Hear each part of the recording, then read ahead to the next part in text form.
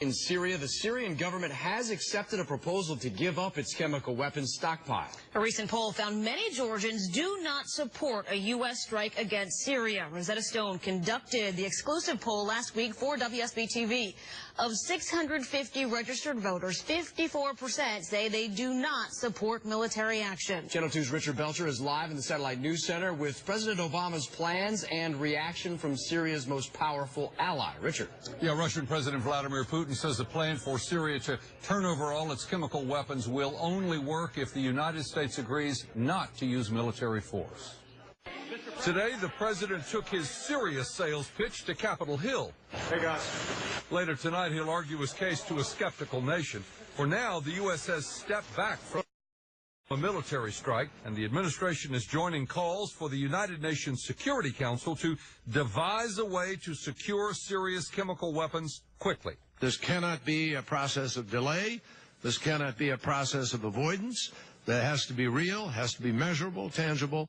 Syria said today it will declare its weapons arsenal and sign a chemical weapons agreement. Now the diplomatic shuffle begins. Russian President Vladimir Putin said today the Syrian plan can work if the U.S. drops its threat of force. But President Obama is signaling that will not happen. I don't think that we would have gotten to this point unless we had maintained a credible possibility of a military strike, and I don't think now's the time for us to let up on that. The U.S., Britain, and France are working closely on a game plan, but Russia has already rejected a French proposal that would lay out a plan for securing Syria's weapons, but also authorize the use of military force.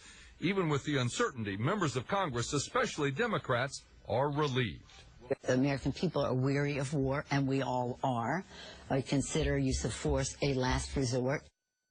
A bipartisan group of U.S. senators is working on a new Syria resolution for Congress to consider. That proposal would give the UN time to take control of Syria's chemical weapons, but it would set a deadline. If that fails, this new proposal would authorize the U.S. to use military force.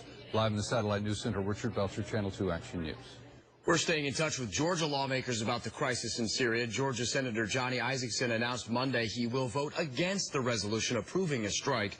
13th District Democrat David Scott says he supports the use of force but wants more information. Republican Congressman Doug Collins of Gainesville says the administration has not made its case. And Democrat Hank Johnson of DeKalb says he is deeply skeptical. Several demonstrators gathered at Woodruff Park in downtown Atlanta Monday night to protest against a military strike in Syria. They held a candlelight vigil for peace. One of the protesters we talked to said he does not want war. He told us he fears a military strike in Syria would lead to something bigger.